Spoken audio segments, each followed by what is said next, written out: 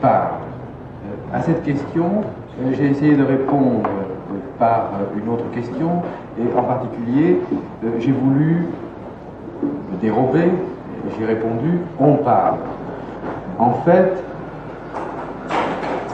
on a eu le dernier mot, si je puis dire, puisqu'on m'a demandé qui est cet on.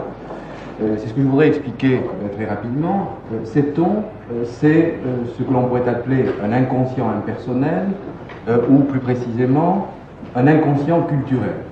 C'est-à-dire que le sujet de la plupart de nos conduites, de la plupart de nos pensées, de la plupart de nos réflexions, ce sujet n'est pas un je personnel, mais un on impersonnel, ce on impersonnel étant ce que les individus qui ont reçu la même éducation, au sens très large, au sens à la fois de prime éducation et d'éducation explicite, donnée par l'école par exemple, ont en commun.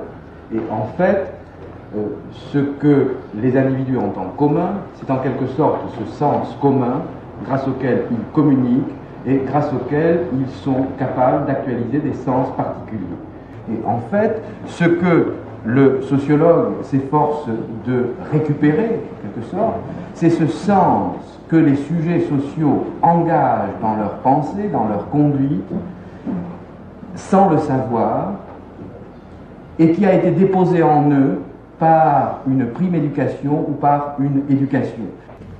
Je n'ai pas très bien vu le sens de l'expérience que vous avez faite en Kabylie. Est-ce que vous voulez dire que le contenu des mots, suivant leur genre, influe sur la distinction naturelle entre homme et femme? Donc ce que je veux dire, c'est que je suppose que le langage, dans la mesure où il participe lui-même d'une culture, véhicule des choix que personne ne fait, mais qui sont faits pour chacun par la culture, et que cet ensemble de choix s'interpose entre le sujet et le sujet lui-même.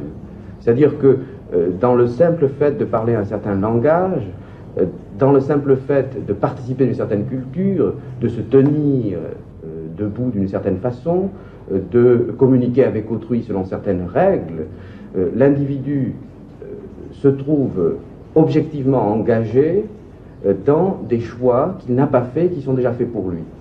Et par exemple, les choix les plus fondamentaux qui concernent la posture, enfin, qui concernent la manière de communiquer avec autrui, etc., tous ces choix sont déjà proposés à l'individu par sa culture, et très souvent ils lui sont techniquement inculqués dès l'enfance. Bon, par exemple, une dimension fondamentale, je pense, pour le psychanalyste, comme la dimension de la verticalité, bon, cette dimension est socialement qualifiée. Ce n'est pas du tout une dimension indifférente. Enfin, on peut dire que certaines civilisations se bâtissent tout entières autour de l'opposition entre le haut et le bas. Donc, par exemple, je pense que si on avait à résumer la civilisation kabyle d'un mot, on dirait, ou de deux mots, on dirait haut et bas. Et en fait, un homme qui se respecte, c'est un homme qui regarde en face, c'est un homme qui regarde les yeux dans les yeux, qui regarde vers le haut. Bon, une femme qui se respecte est une femme qui regarde vers le bas. Bon. Et en fait, de la même façon, on voit du même coup que la chute a un sens très important, enfin socialement qualifié, que l'ascension a un sens très important. Et par exemple, pour les Kabyles, la dimension géographique royale, c'est la dimension, c'est la direction est-ouest, plus exactement ouest-est.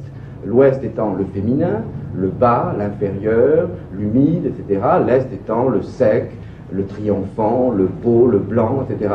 Bon. Et un homme qui accomplit sa vie d'homme est un homme qui fait face à l'Est, et le mot, par exemple, par lequel les Kabyles disent être un homme d'honneur et faire face à l'Est est le même.